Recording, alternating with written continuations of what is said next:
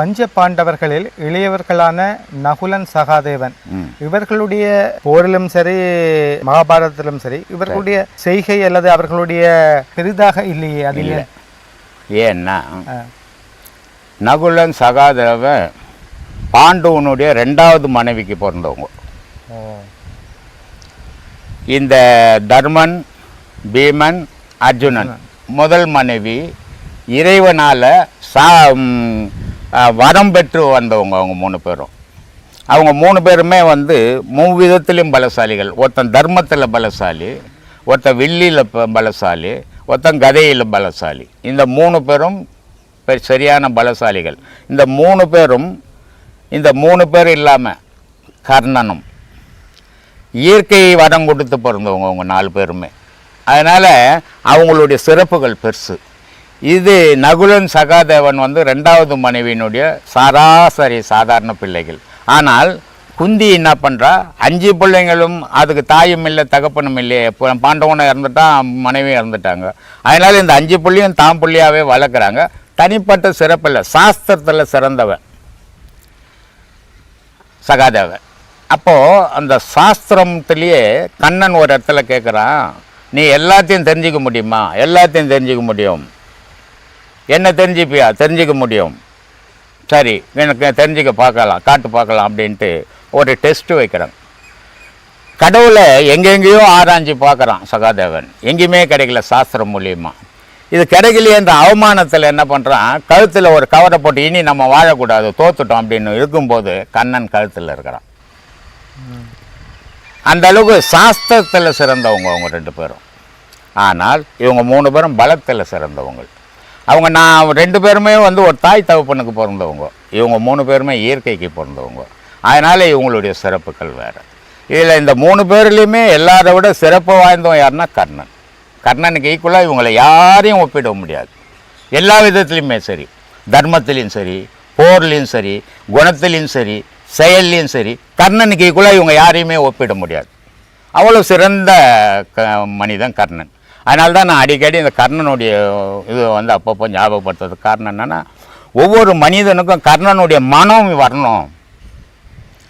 அப்படிப்பட்ட ஒரு மனம் வந்தால் அவனுடைய செயல்கள்லாம் நல்லதாக இருக்கும் அப்படின்றதுக்கு தான் நான் அடிக்கடி இந்த கர்ணனை பற்றி ஒவ்வொரு கிளாஸ்லேயும் சொல்கிறேன் நான்.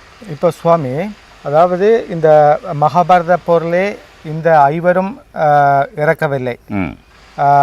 ஆனால் அவர்களுடைய இறப்பு எப்படி இருந்தது? அதற்கு ஒவ்வொரு விளக்கம் ஒவ்வொருத்தர் சொல்லுகின்றார். ஆமாம், இந்த மகாபாரத போர் முடிஞ்சு போச்சு. பரிஷத்து மன்னனை அரசன் ஆக்கியாச்சு. அப்போ இந்த 4 பேருக்கும் வேலை இல்லை, சொர்க்கத்துக்கு போயிடணும் 5 பேரும் அப்படின்னு போகிறாங்க. சொர்க்கத்துக்கு கண்ணன் இட்டுன்னு போகும்போது ஒவ்வொருத்தனுக்கும் அவன் குணத்துக்கு ஏற்ற மாதிரி அங்கே போக முடியாத நான் தான்ன்ற கர்வத்தை வச்சு வாழ்ந்ததால் யாருமே அங்கே சரியாக கடைசி போக முடியல. ஒரு நாய் போகிற அளவு கூட மனிதர்களால் போக முடியாத ஆகிப்போச்சு அங்கே. ஆனால் அப்படிப்பட்ட அந்த சொர்க்கத்தில் நேரடியாக கர்ணன் இருக்கிறான். அப்போது இவங்களை எல்லாரை விட சிறப்பு வாய்ந்தவன் கர்ணன். அதனால் அவன் நேரடியாக சொர்க்கத்தில் இருக்கிறான். இவங்கெல்லாம் கண்ணனுடைய துணையில் கடைசி காலம் சொர்க்கத்தை அடையணும், இனிமேல் நமக்கு இந்த உலகத்தில் வாழ்க்கை இல்லை, இப்படிப்பட்ட ஒரு போர்க்களம் நடந்து போச்சு, இவ்வளோ கொடூரமான பாவங்கள் நடந்து போச்சு, இது அவங்கள் தான் சரியா நம்ம தான் சரியான்னு சொல்ல முடியாது, ஆகக்கூடிய பாவம் தான், இனிமேல் நம்ம இந்த உலகத்தில் வாழறதுல அர்த்தம் இல்லை, நம்ம சொர்க்கத்துக்கு போய் சேரணும் அப்படின்றதுக்காக இந்த 5 பேரும் பயணம் பண்ணி சொர்க்கத்தில் போய் சேர்றாங்க. பாஞ்சாலி வந்து நெருப்பு ஜூலியில் வந்ததால் அவள் நெருப்பு ஜூலி, அது ஒரு ஆதி பராசக்தி மாதிரி அது. அதனால தான் இன்றைக்கி தமிழ்நாட்டில் பார்த்திங்கன்னா நிறைய இடத்துல பாஞ்சாலி கோயில் இருக்கும். பாஞ்சாலி கோயில் என்னென்னா சாமி மாதிரியே கொண்டாடுவாங்க. ஏன்னா 5 பேருக்கு அழியா பத்தினியாக இருந்து யாருக்கிட்டும் எந்த தொடர்பும் இல்லாமல் இருந்து மனைவியாகவும் வாழ்ந்து ஒரு குழந்தை குட்டி இல்லாமல் கடைசி வரைக்கும் அவளுடைய ரூபத்தில் போய் இணையிறான். அதுதான் பராசக்தின்னு பேரும் பாஞ்சாலிக்கு. ஆத்திகவாதிகளை கடவுள் காப்பாற்றுகின்றார் என்றால் நாத்திகவாதிகளை யார் காப்பாற்றுவார்கள்? நாத்திகவாதி யார் சாமி உலகத்தில்? காட்டுங்க பார்க்கலாம். மனுஷன் தானே சாமி. இப்போ ஒரு கெட்டவன் கூட போய் ஒருத்தன் சேர்ந்துக்கினான்னு வச்சுக்கோ, அவன் செய்கிற செயலை தான் அவன் செய்வான், இவன் செயலை அங்கே செய்ய முடியாது. அதே வந்து ஒரு கெட்டவன் நல்லவங்கிட்ட வந்து மாட்டிக்கினான்னு வச்சுக்கோ, நல்லவன் செய்யறத செயலை தான் செய்ய முடியும், கெட்ட செயலை செய்ய முடியாது இல்லையா? அந்த மாதிரி நாத்திகன் சொல்றவனும் ஆத்திகன் சொல்றவனும் கடவுளுக்கும் சம்பந்தமே இல்லை சாமி. நாத்திகன் என்ன சொல்றான்னா ஆத்திகனை விட அதிகமாக கடவுளை வாழ்த்துறான். ஒரே ஒரு வித்தியாசம் என்ன அப்படின்னா, ஆத்திகன் ஒரு முறை கடவுளே என்னை காப்பாத்து அப்படின்னு சொல்றான், ஒரு முறை தான் கடவுள் பெயர் சொல்றான். ஆனா இந்த நாத்திகங்கிற பாரு பல முறை கடவுள் பெயரை சொல்றான். இதுக்கு ஒரு உதாரணம் சொல்றேன். ராவணன் இருந்தான் இல்லையா? புராணத்தில் நீங்க கேள்விப்பட்டிருக்கீங்க, ராவணன் தான். அதே மாதிரி பக்த பிரகலாதனுடைய தந்தை இரணையன் இருந்தான். அதே மாதிரி கம்சன் இருந்தான் இல்லையா? கம்சனுடைய வேலை என்ன, அவனுடைய நினைவு என்ன, எந்த நேரமும் கண்ணனை கொன்னுடணும், அதானே அவனுடைய குறிக்கோள். அப்போ இவனுக்கு 24 மணி நேரமும் கண்ணனை பற்றி தான் கம்சனுக்கு நினைப்பு. அப்போ மற்றவனை விட அந்த நாட்டில் இருந்த மக்களை விட கம்சனுக்கு தான் அதிகமான கருணை கடவுள் மேலே, அதனால அதிகமாக நினைச்சான். அதே மாதிரி பக்த பிரகலாதன் அந்த ஹரிநாராயணன்ற சொல்ல சொல்லக்கூடாது அப்படின்னு தன்னுடைய பிள்ளைக்கு பிரகலாதனுக்கு சொல்லி கொடுக்குறான். ஆனால் அவன் பிரகலாதன் சொன்ன வார்த்தையை விட இரணையன் சொன்னதுதான் அதிகமான ஹரிநாராயண நாமம்.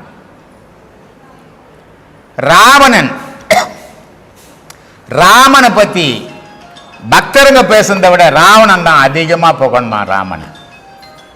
அப்போ எதிர்த்தால் அவன் நாத்திகன்னு சொல்றான், ஆதரிச்சால் அவன் ஆத்திகன்னு சொல்றான். ஆனா ஆதரிச்சனை விட எதிர்த்தவன் தான் அதிகமான கடவுள் நாமத்தை சொல்றவன். ஏன்னா அவனுக்கு தான் இது இல்லை, அது இல்லை, இது இல்லை, இப்படி இல்லை, அப்படி இல்லைன்னு சொல்லிக்கினே இருக்கணும்.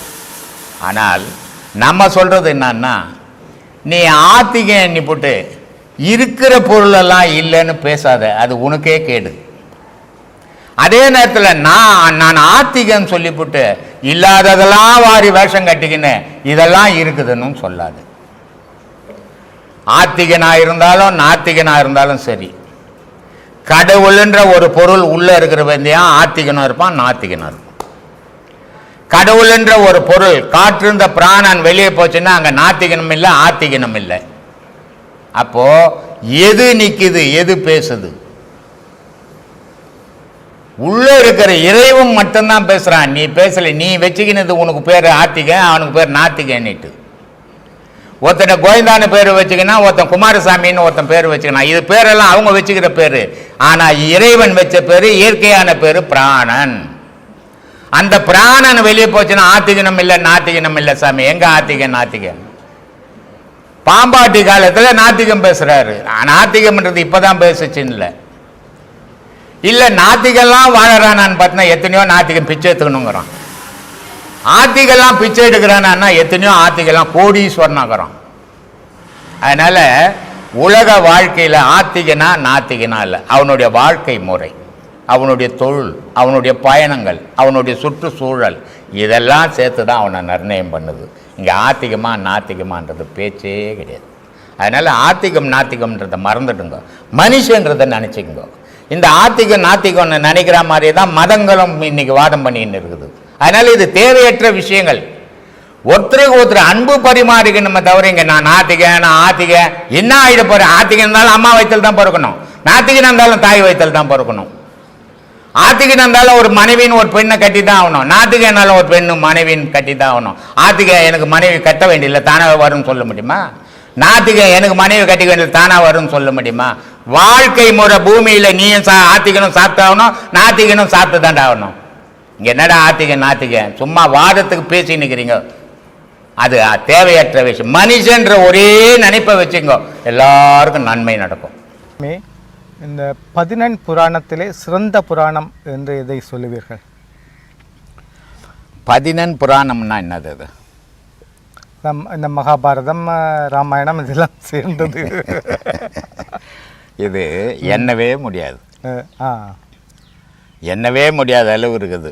ஏன்னா சிவபுராணம் இருக்குது, கந்த புராணம் இருக்குது, அம்பாள் புராணங்குது, விநாயக புராணங்குது, பகவத்கீதை இருக்குது, இஜரு ரிக்கு சாமு அதர்மம், அதில் இவ்வளோ வேத நூல்கள் இருக்குது. இதில் எந்தெந்த காலகட்டத்தில் ஒவ்வொரு காலகட்டத்தில் துவைதம் அத்வைதம்னு வந்தது. ஆதிசங்கர் துவைதம் எழுதினார், இவர் அத்வைதம் எழுதினார். இந்த மாதிரி பல மகான்கள் வரும்போது பல நூல்கள் எழுதினாங்க. இதில் ஒரே ஒரு சின்ன வித்தியாசம் என்னன்னா, இந்த இந்து மதத்தில் மட்டும்தான் ஒவ்வொரு காலகட்டத்திலையும் ஒவ்வொரு மகான்கள் தோன்றிக்கினே இருக்கிறான். மற்ற மதத்தில் ஒரு மகான் தோன்றுனா அந்த மகான் எழுதின அந்த வேத நூலோடு அது நின்று போகுது. அதனால் அது குரானோடு நின்று போச்சு, இது பைபிளோடு நின்று போச்சு, அது புத்தரோடு நின்று போச்சு, இப்படி எல்லாம் நின்று போச்சு. ஆனால் இந்த இந்து மதத்தில் ஒவ்வொரு காலகட்டத்திலையும் ஒரு சிறப்பு வாய்ந்த மகான்கள் வந்துக்கினே இருக்கிறாங்க. வந்துக்கினே இருக்கும்போது ஒவ்வொரு காலகட்டத்தில் அந்த மகான்கள் ஒவ்வொரு வேத நூலை எழுதுகிறாங்க. அப்போ இதில் எழுதினவங்க யாரும் சாதாரண ஆள் கிடையாது, பெரிய மகான்கள், உலகத்தை மறந்து இறைவனையோடு கூடி வாழ்ந்தவங்க.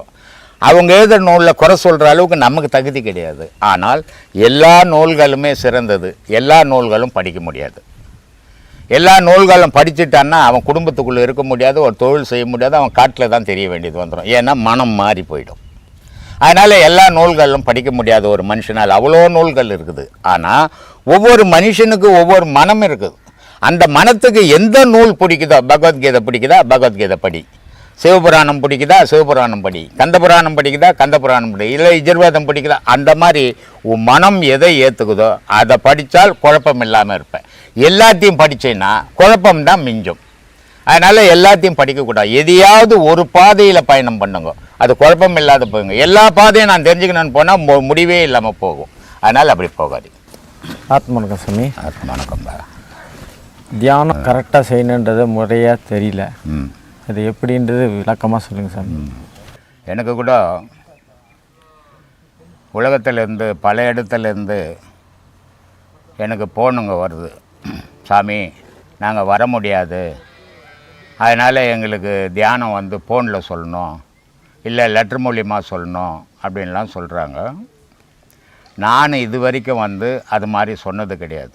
ஏன்னா இந்த கலை எப்படிப்பட்ட கலை, இப்போ யோகாசனம்ன்றது இருக்குது, அது புக்கில் எழுதி இருக்குது, இல்லை பல பேர் லெட்டரில் சொல்லலாம், பல பேர் ஃபோன்லேயும் சொல்லலாம். ஆனால் யோகம்ன்றது உயிர் பற்றிய ஒரு விஷயம். அது அந்த உயிரினுடைய விஷயத்தை சரியான குரு செய்து காட்டின பிறகு தான் செய்ய முடியுமே தவிர வாயில் சொன்னாவோ ஃபோனில் சொன்னாவோ அதை செய்ய முடியாது. அதனுடைய விளைவுகள் விபரீதமாக மாறி போயிடும். ஏன்னா யோகாசனம்ன்றது உடற்பயிற்சி, அந்த உடற்பயிற்சியில் எது ஆனாலும் சீர் பண்ணிக்கலாம். யோகம்ன்றது உயிர் பயிற்சி, அந்த உயிர் பயிற்சியை சரி பண்ணிக்க முடியாது. எனக்கு பல பேர் லெட்டரில் எழுதி கொடுங்க சாமி, ஃபோனில் சொல்லுங்கள், நாங்கள் வர முடியாத நிலையில் இருக்கிறோம். நான் எல்லாருக்கிட்டுமே ஓப்பனாக சொல்கிறது, இது வந்தால் மட்டும்தான் சொல்லிக் கொடுக்க முடியும், வராமல் சொல்லிக் கொடுக்க முடியும். ஏன்னா தொட்டு காட்டாத வித்தை சொட்டு போட்டாலும் வராதுன்னு சொல்லுவாங்க. அது மாதிரி ஒரு குரு முன்னாடி அவர் செய்து காட்டணும். செய்து காட்டினால் மட்டும்தான் அந்த சீடனால் செய்ய முடியுமே தவிர லெட்டர்லேயோ ஃபோனுலேயோ அது சொல்ல முடியாது, செய்யவும் முடியாது. அப்படி செய்தால் அதனுடைய விபரீதங்கள் தான் வரும். எப்படி ஆச்சு ஏன் ஆச்சுன்னு அப்புறம் கேள்வி கேட்க முடியாது. இன்றைக்கி பல பேர் அது மாதிரி செய்து போட்டு பல விபரீதங்களை ஏற்படுத்தினுக்கிறாங்க.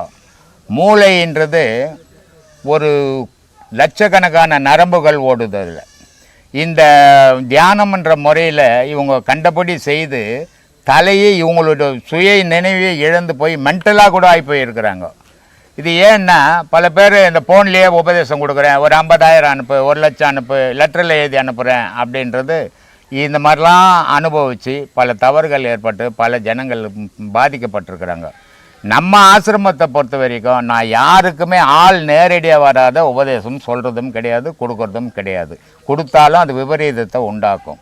அதனால் நேரடியாக வந்தால் மட்டும்தான் நான் உபதேசம் கொடுப்பேன். இல்லைன்னா ஃபோன்லேயோ இல்லை லெட்டர் மூலியமாவோ நான் உபதேசம் இது வரைக்கும் கொடுத்ததும் கிடையாது, கொடுக்கவும் முடியாது. அது அதனால் யாரும் வருத்தப்படாதீங்க.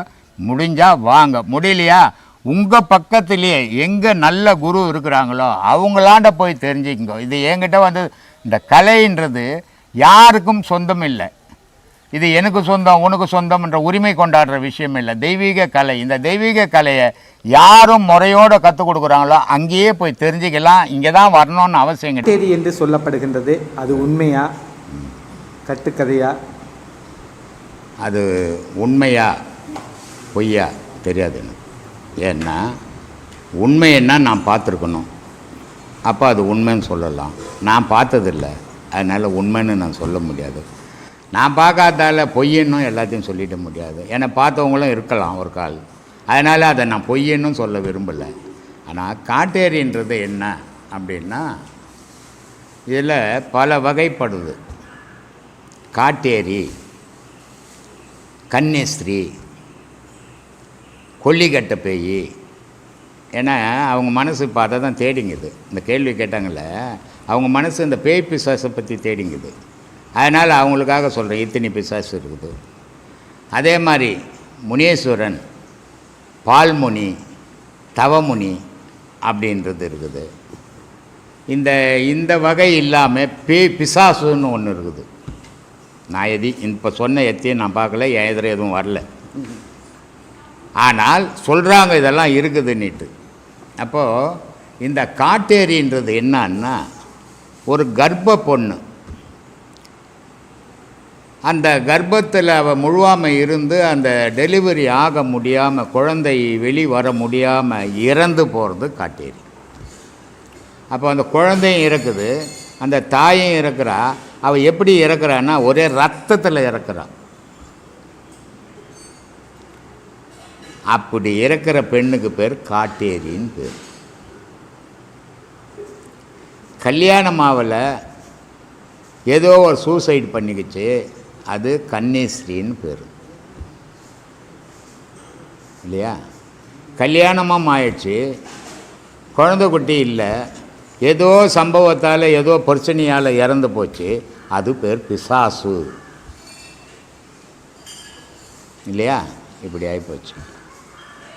கல்யாணம் ஆகலை, ஒரு நல்ல பருவ பையன் இறந்துட்டான், ஆனால் அவனுக்கு பேர் முனீஸ்வரன். அதே நேரத்தில் மாந்திரீகம் பண்ணிக்கின்னு இருப்பான் சில பேர். இந்த மாந்திரீகம் மூலியமாக அவனுக்கு மரணம் ஏற்பட்டுடும், அவனுக்கு பேர் தவமுனி இல்லையா? இந்த மாதிரி பிசாசுகளுக்கு இத்தனை விதமான பேர் இருக்குது. இந்த காட்டேரின்றது குழந்தை கர்ப்பம் தரித்து அந்த குழந்தை பிறக்க முடியாமல் அந்த தாயும் குழந்தையும் இறக்கிறதுக்கு பேர் காட்டேரின்னு பேர் சொன்னாங்க. இல்லை சுவாமி, இப்போ நீங்கள் ஒவ்வொரு பிசாசு பேர் சொல்லிக்கிறீங்க.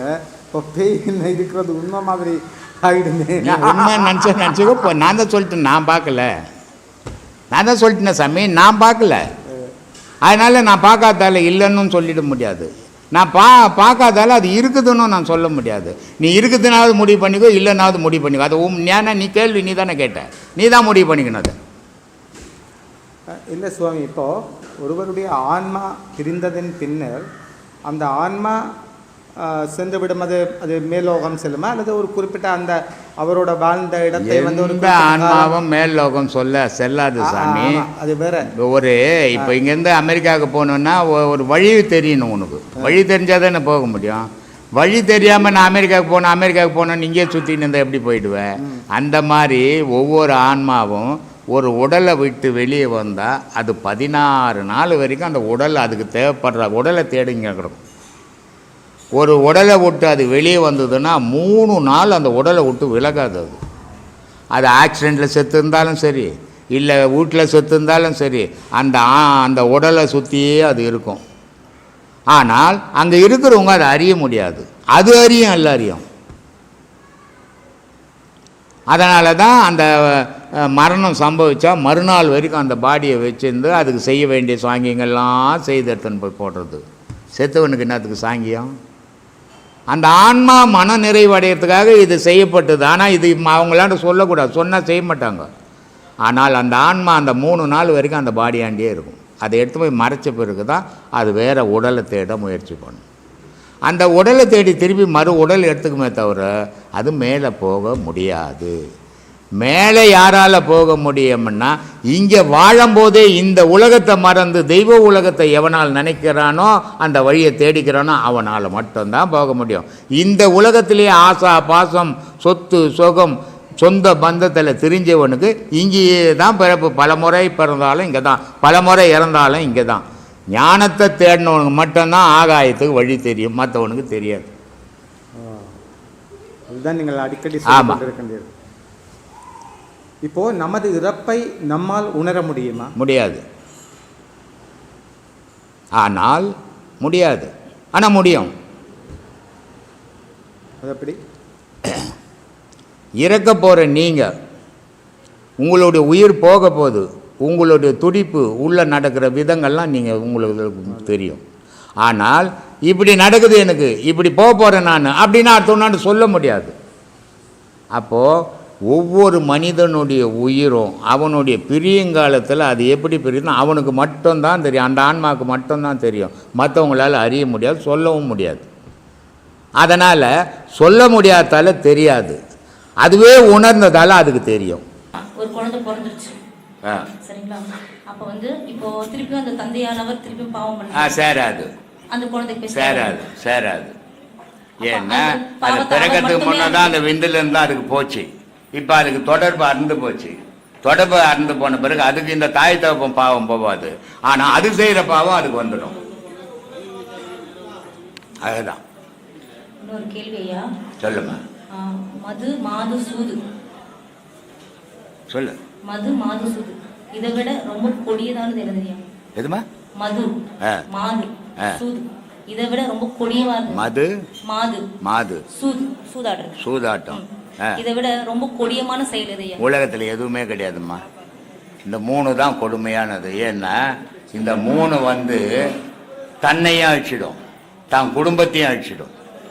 தன்னையும் தான் குடும்பத்தை மட்டும் அழிக்காது, பிற குடும்பத்தையும் அழிக்கும் அது. அதனால இந்த 3 எவங்கிட்ட இருக்குதோ அவங்ககிட்ட உறவே வச்சுக்க கூடாது. இப்போ ஒருத்தன் சிகரெட்டு பிடிக்கிறான், சிகரெட்டு பிடிச்சோன்னா அது அவனை வரைக்கும் அழிவு வரும். ஆனால் மது அடிச்சான்னு வச்சு ஊர் தெரியாது போய் போடுவான். அப்போ அது அவன் குடும்பமும் கெடுது, அடுத்தவன் குடும்பமும் கெடுது. இது இந்த சூதாடுறவனுக்கு காசு பார்ப்பான், கிடைக்கலன்னு சொன்ன பொண்டாட்டி தூங்கி இந்த தாலி கூட அறுத்துன்னு போயிடுவான். சரி, பொண்டாட்டி கழுத்துல தாலி இல்லை, அதையும் அறுத்து வித்து சூதாடிட்டான்னா பக்கத்து வீட்டில் போய் திருடுவான். அதனால இந்த 3மே மனித இனத்துக்கே உதவாத விஷயங்கள். ஆனால் இது ஈஸியாக மனிதனை பிடிக்கும். இந்த 3மே, இந்த 3 பழக்கமும் மனிதனை ஈஸியாக பற்றும். ஆனால் இந்த 3மே மனிதனை பற்றக்கூடாத பழக்கங்கள். இதுக்கு கடவுளுக்கு அப்படியே எதிரி. அந்த மாதிரி அதெல்லாம் விளக்கணும். அது மகாபாரதமாக இருந்தால் மகாபாரத கதையே வந்து மனிதனுக்காக வைக்கப்பட்டதுதாம்மா. இன்னைக்கு உலகத்தில் நடக்கிற அரசியலே மகாபாரத அரசியல் தான். நோய்வாய்ப்பட்டு இறந்து போறாங்க, நோய்வாய்ப்பட்டு இறந்து போறாங்க. அப்போ வந்து அது அவங்களுக்கு சாபம் ஆயாது இல்ல? சாபம் எல்லாம் விட்டாக்கா எல்லாரும் ஊர்ல நோயாளியை மாறிடுவான். அவன் செய்த நல்வினை தீவினைக்கு ஏற்ற மாதிரி அவனுக்கு ஏற்படுத்துமா. இப்போ நான் செய்த கெட்ட பழக்கத்துக்கு ஏற்ற மாதிரி என் உடல் பாதிக்குது. என் உடல் பாதிக்கும் போது நான் நோய்வாய்ப்படுறேன். அதனால அவங்க சபிச்சாங்க, இவங்க சபிச்சாங்கன்னா அப்ப அவங்க சபிக்கிறவங்கெல்லாம் செத்து போவாங்க. இதை வந்து சும்மா அடுத்தவனை பயங்காட்டு, அவன் சாப்பிட வாயில நிற்காது, அவன் சாப்பிட எவன் சாப்பிட எவனுக்கும் பலிக்காது. அவன் செய்கிற நன்மை தீமை தான் அவனுக்கு நடக்கும். அது மாதிரி நான் செய்த நன்மை தீமைக்கு ஏற்ற மாதிரி என் உடல் பாதிப்பாயே நான் நோய்வாயப்படுறேன். இதனால் அடுத்தவங்க சாபம் கிடையாது. அதே நேரத்தில் அடுத்தவங்க வாழ்த்தால இன்னைக்கு நான் இங்கே 4 மாசமா உடம்பு சரியில்லைன்னு கூட உயிரோட உட்காந்துங்கிறேன்னா அடுத்தவங்க மனம் வாழ்த்துன்றதால தான் உட்காந்துங்கிறேன். இல்லைன்னா என்னுடைய கதை எப்போ முடிஞ்சிருக்கும், ஒரு 2 மாதத்துக்கு முன்னாடி. ஏன் சொல்கிறேன்னா, நல்ல விஷயங்கள் ஒரு வாழ்த்தும் போது ஒருத்தருக்கு பலிக்கும், கெட்ட விஷயங்கள் பலிக்காது அவ்வளோ சீக்கிரம். இதை வந்து பயம்புறுத்தத்துக்கு தான் உதவும், நன்மைக்கு உதவாது. அதனால் அதை பார்த்து யாரும் பயப்பட வேண்டியது. போன வீடியோ நீங்க பித்ரு தோஷம் சொல்லிட்டு ஒண்ணுமே இல்லைன்னு பித்ரு தோஷம்லாம் ஒன்று கிடையாது. அப்போ பிரம்மகத்தி தோஷம்ன்றது இருக்கையா? பிரம்மத்தி தோஷம் உண்டு, பித்ரு தோஷம் கிடையாது. பித்ரு தோஷத்துக்கும் பிரம்மத்தி தோஷத்துக்கும் வித்தியாசம் இருக்குது. பித்ரு தோஷம்ன்றது முன்னோர்கள் இறந்து போனவங்களுக்கு. பிரம்மத்தி தோஷம்ன்றது நீ செய்த பாவம். அதுக்கு அதனால தான் ராமேஸ்வரமே உருவாச்சு. ராவணனை கொன்னது பாவம் நீட்டு தான். ராமர் என்ன பண்ணார், மண்ணில் சிவலிங்கம் செய்து ராமேஸ்வரத்தில் ராமர் பூஜை பண்ணார் சிவனுக்கு. அப்போது அது வந்து இவர் செய்த பாவம். அது பித்ரு தோஷம்ன்றது முன்னோருங்க இறந்து போகிறது, அதெல்லாம் தோஷமாகாது. அது வந்து சும்மா சொல்கிறதுக்கு பயன்படுத்துவது. ஏன்னா அவன் ஒரு மனிதன் இறந்தான்னா அடுத்ததான் உடல் எடுத்தாகணும், உயிரோட இயங்க முடியாது. அப்படி பித்ருக்கள் ஏங்குச்சுன்னா நான் நடக்கவே இடம் இருக்காது உலகத்தில். அதனால அதை சும்மா கற்பனையாது. ஆனால் இந்த தோஷம் உண்டு, நீ செய்த பாவம் உனக்கு தானே உண்டு, அதனால அந்த தோஷம் உண்டு, பித்ரு தோஷம் கிடையாது. இன்னொரு கேள்வியா, உன்னை தேவையில்லை என்று முடிவு செஞ்சவங்க கிட்ட நீ என்ன செஞ்சாலும் அது தவறாகவே தான் தெரியுது, நல்லதான் செஞ்சாலும் தவறாக தான் தெரியுது. ஏமா நம்ம வேண்டான்னு ஒருத்தவங்க ஒதுக்கிடுறாங்க ஐயா. சரி, சரிங்களா? அவங்களுக்கும் நம்ம தேடி உதவி செய்யறோம், உதவி செஞ்சாலும் அது அவங்களுக்கு தவறாகவே தான் தெரியுது. இந்த எண்ணமே முதல்ல உனக்கு வரக்கூடாது. நீ வேண்டான்னு ஒதுக்கிட்ட, ஆனால் அவங்களுக்கு உதவி செய்கிற, அவங்க தவறாக நினைக்கிறாங்களா நினைக்கலையான்னு நீ யோசிக்கிறது தவறு. நீ உதவி செய்யணும்னா செய்யணும், இல்லைன்னா செய்யாமல் நிறுத்திக்கணும். உதவி செய்துட்டு அவங்க தவறாக நினைக்கிறாங்கன்னா நீ இப்போ உனக்கு எனக்கு ஆகலை. நீ ஒரு 100 ரூபாய் கொடுத்தீங்கன்னா நான் தப்பாக தான் நினைப்பேன். எதுக்கோ காரணத்துக்கோசம் 100 ரூபாய் கொடுக்குற, உனக்கு எனக்குன்னு ஆகாது, பகையாச்சு. நீ நல்லதுக்கு தான் கொடுத்துருப்ப. ஆனால் என் மனசு அப்படி நினைக்கும், நீ உதவி செய்கிற, ஏதோ எனக்கு விலை வேணால் வைக்க போகிற அப்படின்னு. அதனால் நீ ஒன்றும் செய்யாத நீ நிறுத்திக்கணும், செய்துட்டு குறை சொல்லக்கூடாது, அது தப்பு. அது எந்த ஒரு நன்மையும் செய்துட்டு சொல்லி காட்டக்கூடாது. அவங்க அப்படித்தான்மா நினைப்பாங்க. நீ செய்யாத, அப்படி நினைக்கிறவங்களுக்கு நீயா செய்யாத, செய்துட்டீன்னா அதை வெளியே சொல்லாத, அதுதான் தர்மம். செய்துட்டு அவங்க என்ன தப்பா நினைக்கிறாங்க சொன்னீங்கன்னாவே அதுக்கு நீ செய்ததுக்கு பலன் இல்லாம போயிடும். அப்போ நம்ம அவங்ககிட்ட எப்படி நம்ம அன்பை காட்டுறது? ஏமா அவங்களுக்கு நம்ம எப்படி நம்ம அன்பை காட்டுறது? நீ ஏன் அன்பை காட்டுற? ஆணவத்தை காட்டாதீரு, அதுவே நல்லது. அன்பை காட்டுறதை விட ஆணவத்தை காட்டினா அவங்களுக்கு தொல்லை வரும். ஆணவத்தை காட்டாதீரு, அன்பே நீ காட்ட வேணும், அவங்க அவங்களாவே இருப்பாங்க. இந்த வார்த்தை நான் இதை தான் பல வீடியோக்கள்ல சொல்லி இருக்கிறேன். ஒரு பெண்ணை ஒரு வீட்டுக்கு கட்டி கொடுக்குறாங்க. அந்த பெண்ணு என்ன நினைக்கணும், நம்ம தாய் தாப்பனை விட்டுட்டு வந்திருக்கிறோம், இங்கே இருக்கிற மாமியார் மாமனார் நம்ம அப்பா அம்மா மாதிரின்னு நினச்சிட்டா பிரச்சனை இல்லை. சரி, இந்த பெண்ணு வரைக்கும் அப்படி நினச்சா பிரச்சனை தீராது. அந்த அப்பா அம்மாவும் நம்ம பெண்ணு இன்னொரு இடத்துல கட்டி கொடுத்துக்கிறோம், நம்ம வீட்டுக்கு வந்து, அதுக்கு தானே மருமகள்னு சொல்கிறோம். நம்ம பொண்ணு போய்க்குது, இதுக்கு பதில் இன்னொரு பொண்ணு வந்துக்குது தானே மருமகள். அந்த மருமகளை என் பொண்ணு மாதிரி நான் நினச்சிட்டேன்னா எந்த குடும்பத்துலேயும் பிரச்சனை வராது. ஆனால் இங்கே வந்து எல்லா வசதியும் அனுபவிச்சுக்கின்னு எங்கள் அம்மா வீட்டு மேலே ஞாபகம் வந்துருந்தா குழப்பம் வரதான் செய்யும். இதுதான் இன்னைக்கு எல்லா வீட்லையும் நடந்துக்கின்னு இருக்கிற விஷயம். வள்ளலாரது ஒரு திருவிழையா, வள்ளலாரது ஒரு பொன்மொழி இது: ஆடாதீர் சற்றும் அசையாதீர், வேறொன்றும் நாடாதீர், பொய்யான உலகத்தை நம்பாதீர். ஆமா அப்படின்னு சொல்லி, அப்போ நம்ம வந்து இது இந்த உலகத்தை நம்ம இதை நம்பிதான் எல்லாமே நம்ம இது எல்லாருக்கும் ஒத்துக்காது. ஏன் ஒத்துக்காதுன்னா, வள்ளலார் வந்து அவர் கல்யாணம் பண்ணிட்டு அவருடைய அக்கா பொண்ணையே கல்யாணம் பண்ணார். கல்யாணம் பண்ணிட்டு அவர் அன்னைக்கு ராத்திரி முதல் இரவு ராத்திரி திருவாசகம் கொடுத்துட்டு போயிட்டார். இதை நம்ம கொடுத்துட்டு போனால் என்ன சொல்லுவாங்க, என்ன ஆகும்? ஆனால் வள்ளலார் கொடுத்ததை பெரிய கொண்டாடுறாங்க இல்லை? ஏன்னா அவர் ஒரு மகான், அவர் வந்து இதெல்லாம் சொன்னால் சரியாக இருக்கும். ஆனால் நம்ம ஒரு இல்லறத்தில் வாழ்ந்துக்குன்னு வந்து அந்த மாதிரிலாம் இருக்க முடியாது. 4 பேரையும் அனுசரித்து போகணும். நீ யாரும் தேவையில்ல, நீ வாழ முடியுமா? உன் பொண்ணு வானான்னு வாழ முடியும், உன் புருஷன் வானான்னு வாழ முடியும், மாமியார் வானான்னு வாழ முடியுமா வீட்டுக்குள்ள? பொய்யான உலகத்தை அப்ப மாயைன்னு சொல்றாரு. மாயைன்னா நீ பொண்டாட்டி புருஷனை விட்டுட்டு பொண்ணை விட்டுட்டு புள்ளைய விட்டுட்டு நீ அவரை மாதிரி துறவியா போயிட்டு சொன்னீங்கன்னா ஏற்றுக்கினீங்கன்னா நியாயங்குது. மாயையில தானே வாழ்க்கையே மாயையில் தான் நடக்குது. மாயை இல்லைன்னா உலக வாழ்வே இல்லையே.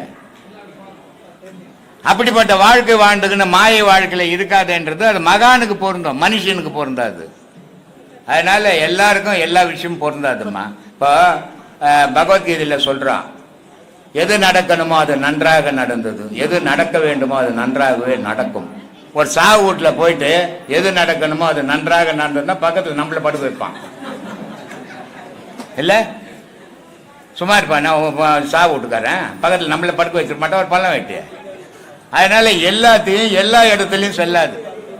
எந்தெந்த இடத்துல எதை பேசணுமோ அந்தந்த இடத்துல தான் அதை பேசணும். எல்லா இடத்துலையும் எல்லாமே பேச முடியாது, எல்லா இடத்துலையும் எல்லாம் பொருந்தாது. கடைசி ஒரு வாக்கியம் சொல்லு. ரமணரோட பொன்மொழியை வந்திருக்கேன்: மரணத்தின் பிறகு என்ன என்பதற்கு விடை தேடுவ வேண்டாம், நிகழ்காலத்தில் வாழ்வோம், எதிர்காலத்தை பற்றி கவலைப்பட வேண்டாம், எதிர்காலத்தை எதிர்காலமே கவனித்துக் கொள்ளும் அப்படின்னு சொல்லியிருக்காரு அவரு. நீ இன்னைக்கு வாழறது நிஜம், இன்னைய வாழ்க்கை நல்ல வாழ்க்கை வாழணும், அதை யோசி. எதிர்காலத்தை நினச்சி நான் இப்படி வாழணும் அப்படி வாழணும் கோட்டை கட்டாத. ஏன்னா நாளைக்கு நீ இருப்புன்றது நிச்சயம் கிடையாது. நான் அக்ரிமெண்ட்டை போட்டு கொடுத்து வந்துக்கிறோம், ஒன்றையும் கிடையாது. அதனால் இன்றைக்கி வாழறோம், இன்றைக்கி நம்மளால் என்ன முடியும் அதை செய். இன்றைக்கி வாழறோம், இன்றைக்கி சந்தோஷமாக இருக்கிறேன், அதை நினச்சிக்கோ. அப்போ உன் வாழ்க்கை நிம்மதியாக இருக்கும். நாளைய நினச்சி வருத்தப்படாதன்றார் ரமணர். சொல்லு. ரொம்ப சந்தோஷம்.